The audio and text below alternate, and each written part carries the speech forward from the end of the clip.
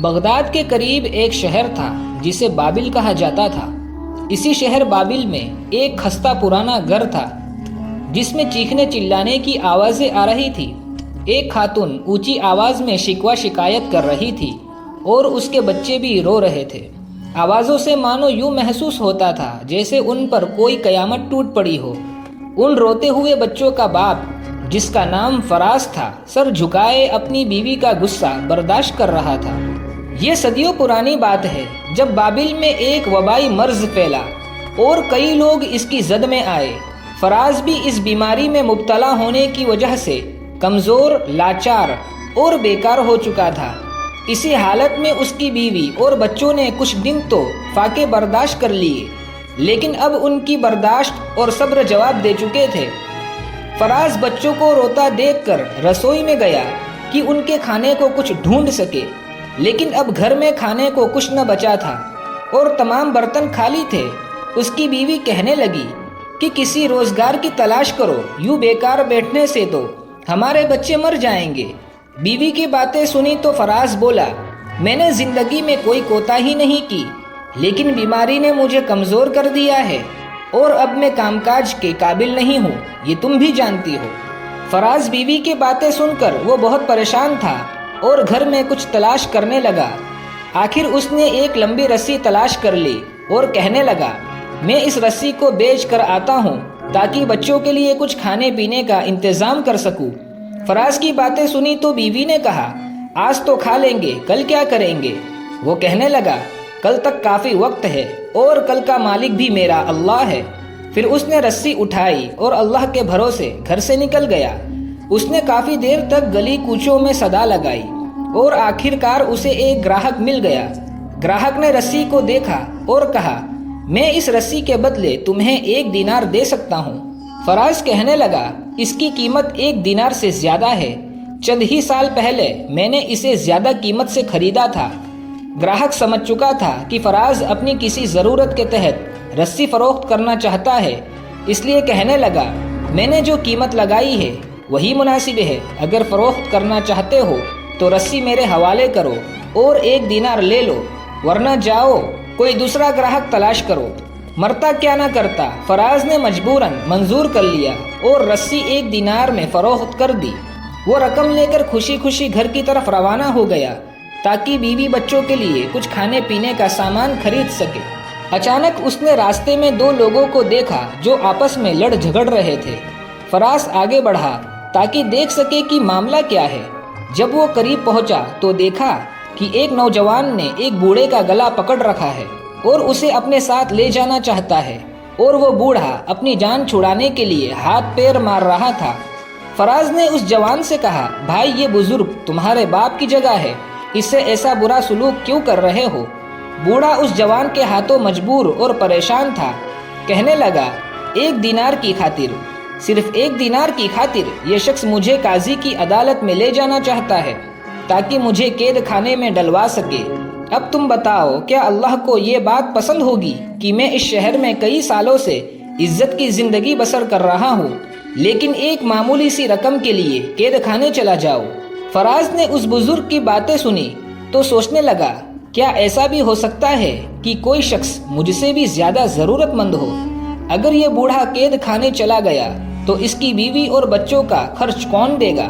یہ سوچتے ہی اس نے اپنی جیب سے 1 دینار نکالا اور اس جوان کو دیتے ہوئے کہا، یہ لو، یہ رہا 1 دینار، اور اس بوڑھے کو چھوڑ دو تاکہ یہ اپنے گھر والوں سے مل سکے۔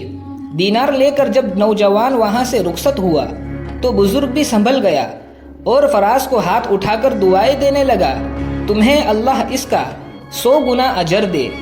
بزرگ کی دعائیں سنتے سنتے فراز بھی وہاں سے گھر کی طرف چلنے لگا۔ چلتے چلتے فراز اب یہ سوچنے لگا کہ مجبوراً مجھے خالی ہاتھ گھر لوٹنا ہوگا، لیکن وہ دل ہی دل میں مطمئن بھی تھا کہ اس نے غربت کی اس آزمائش میں بھی ایک نیکی کا کام کیا ہے۔ یہی سوچتے سوچتے فراز گھر پہنچ چکا تھا۔ جب بیوی نے دیکھا کہ وہ خاموش اور سر جھکائے کھڑا ہے تو سمجھ گئی کہ یہ ہمارے کھانے پینے کے لیے کچھ کر نہیں سکا، بلکہ وہ رسی جو گھر سے لے کر گیا تھا اس سے بھی ہاتھ دھو بیٹھا ہے۔ وہ پوچھنے لگی، کیا ہوا؟ تم خالی ہاتھ کیوں ہو اور رسی کا کیا ہوا؟ فراز نے تمام قصہ بیوی سے بیان کیا تو وہ کہنے لگی، واقعی تم نے عمدہ کام کیا ہے اور ایک بوڑھے کو قید خانے سے نجات دلائی ہے، لیکن تمہیں معلوم ہونا چاہیے کہ جو چراغ گھر کی روشنی کے لیے ہوتا ہے اسے مسجد میں لے جانا جائز نہیں۔ اب اپنے بچوں کو کس طرح بہلاؤ گے، کہاں سے کھلاؤ گے، اور اس شہر سے کون یہاں آئے گا تاکہ ہمارے بچوں کا پیٹ بھرے؟ فراز کہنے لگا، تم درست کہتی ہو، میں تمہاری باتیں تسلیم کرتا ہوں، لیکن وہ بوڑھا ہم سے زیادہ مصیبت کا مارا تھا، اب جو ہونا تھا وہ تو ہو چکا، تمہارے رونے دھونے سے ہمارا 1 دینار واپس نہیں آ سکتا، اس لیے ان باتوں کو چھوڑو اور آئندہ کے لیے سوچو کہ اب کیا کرے، شاید کوئی دوسرا راستہ نکل آئے۔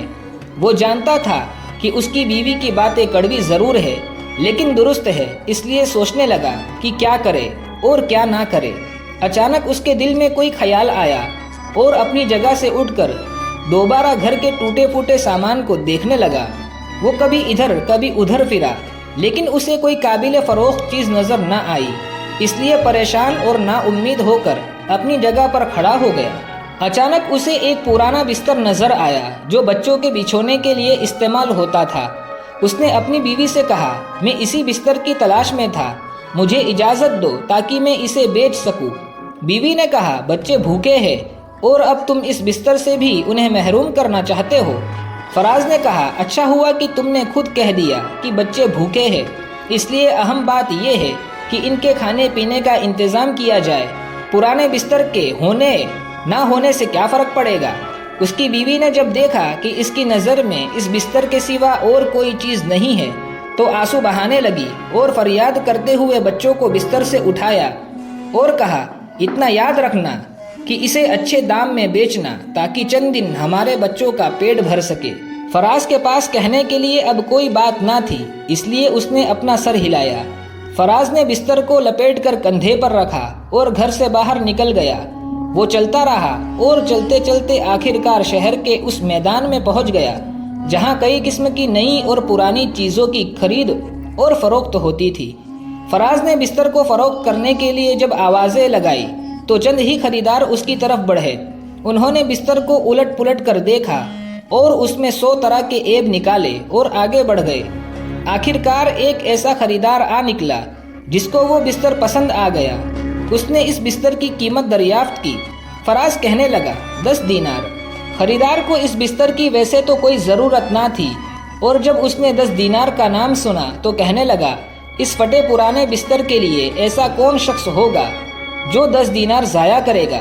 یہ کہنے کے بعد وہ خریدار آگے بڑھ گیا اور فراز سے دور ہونے لگا۔ فراز بھی اپنی مصیبت کو یاد کر کے اس خریدار کی طرف لپکا اور اس کا ہاتھ پکڑ کر کہنے لگا، جناب ایسا ظلم نہ کرے، میں اپنی ضرورت کی وجہ سے اس بستر کو اس سے بھی کم قیمت پر فروخت کر دوں گا۔ آخر کار اس نے یہ بستر 3 دینار میں فروخت کیا اور رقم لے کر گھر کی طرف روانہ ہوا۔ وہ راستے میں سوچنے لگا کہ اپنے بچوں کے لیے کیا خریدے تاکہ وہ خوش بھی ہو جائے اور ان کا پیٹ بھی بھر جائے۔ اتنے میں اسے ایک بڑھیا کے رونے کی آوازیں سنائی دی۔ وہ وہی اپنی جگہ پر کھڑا ہو گیا۔ اس بڑھیا نے ایک جوان کا ہاتھ پکڑ رکھا تھا جو اس کا بیٹا تھا اور اس سے التجا کر رہی تھی کہ مجھے حکیم کے پاس لے چلو، مجھے حکیم کے پاس لے چلو۔ لیکن وہ نوجوان اس بڑھیا سے اپنا پیچھا چھڑوانا چاہتا تھا اور کہہ رہا تھا، اماں مجھے جانے دے، میں آپ کے علاج کے لیے رقم کہاں سے لاؤں؟ فراز نے جب ان ماں بیٹے کا ماجرا دیکھا تو آگے بڑھا اور ان کے جھگڑے کا سبب پوچھا۔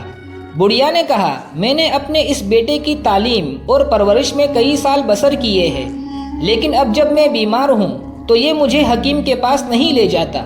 وہ نوجوان کہنے لگا، میں تسلیم کرتا ہوں، میری ماں نے بڑی تکلیف اٹھائی اور مجھے پالا پوسا، لیکن میں مجبور ہوں، میرے پاس اتنی رقم نہیں ہے کہ میں اپنی والدہ کو علاج کے لیے لے جا سکوں۔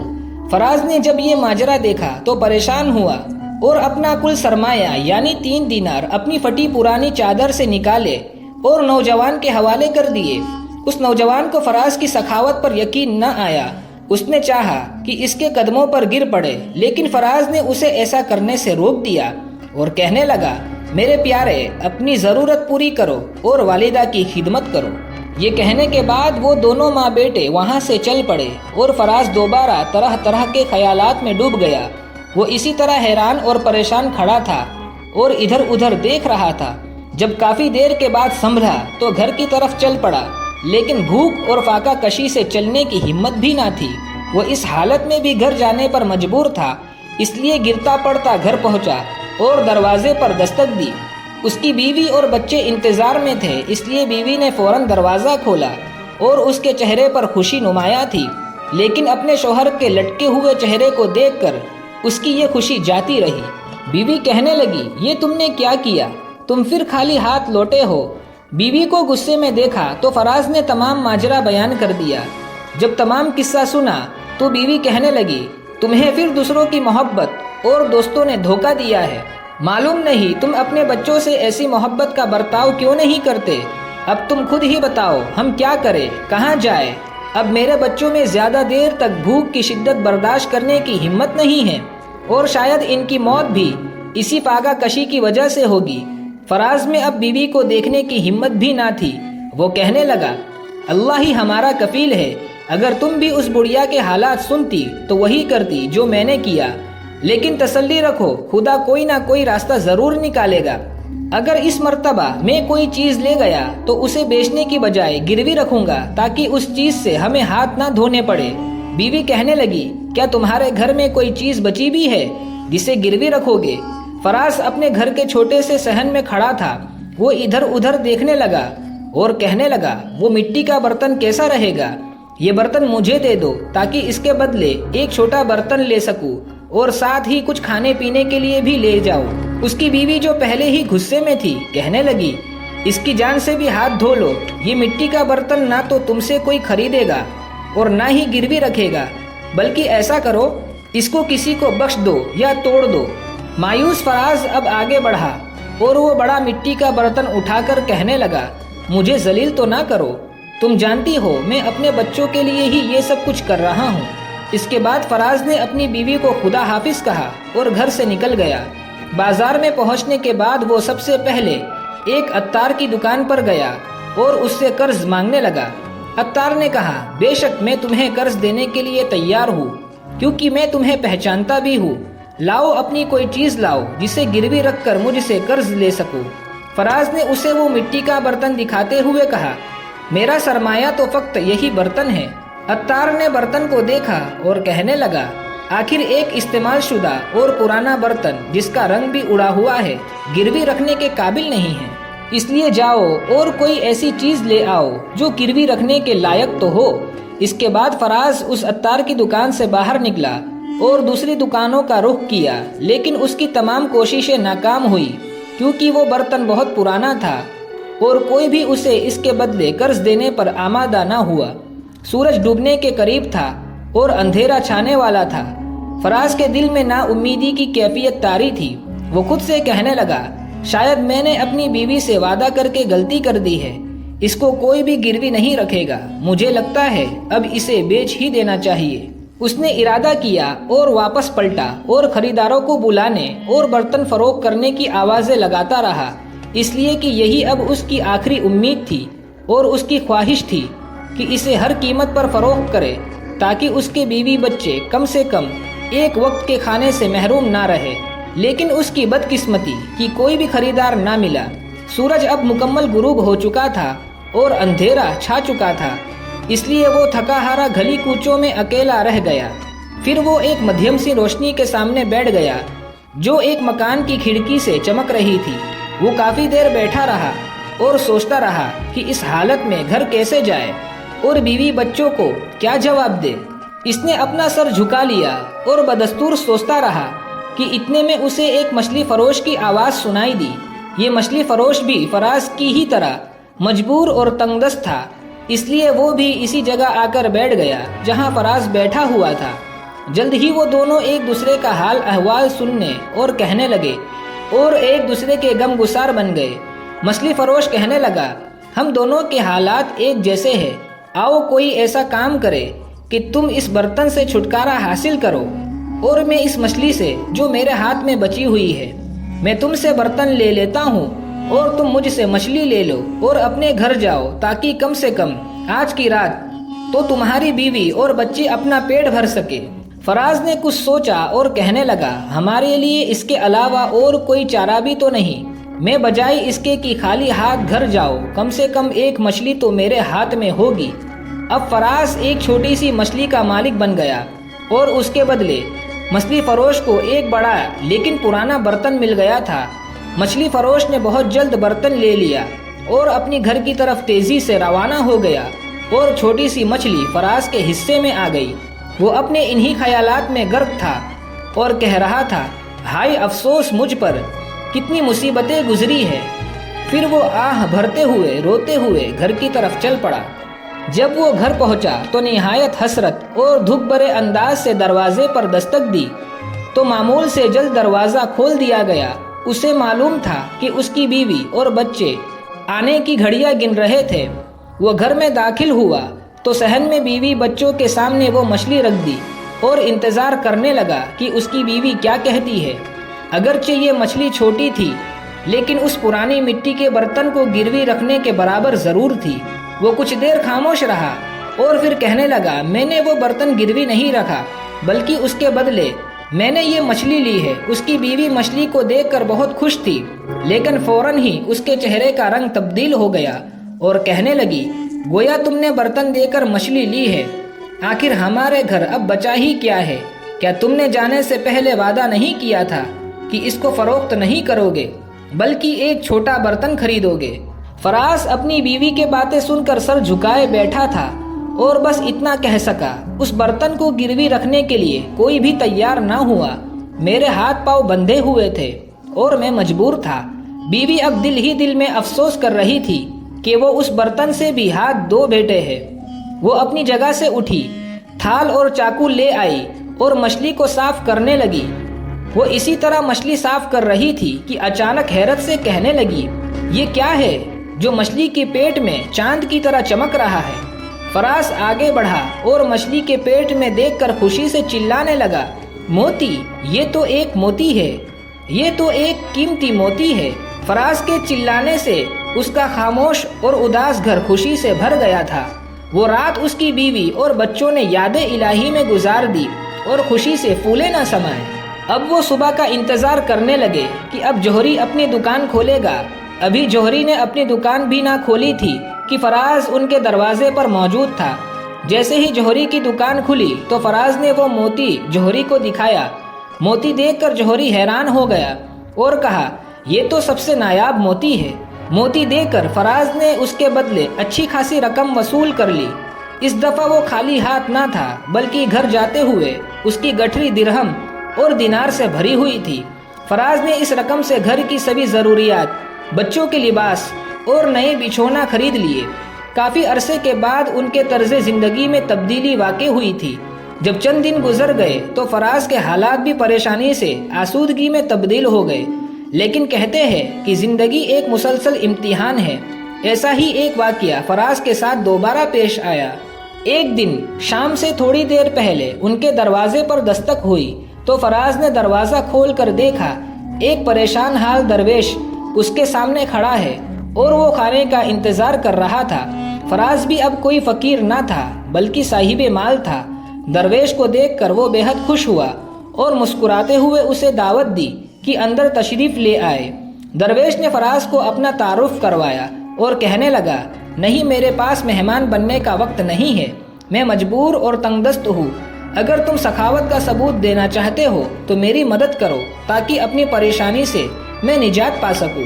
فراز نے جب یہ باتیں سنی تو گہری سوچ میں ڈوب گیا اور دل میں کہا، کچھ بھی ہو میں اس درویش کی مدد ضرور کروں گا، کیونکہ چند دن پہلے میں بھی اسی درویش کی طرح ایک پریشان حال اور فقیر تھا۔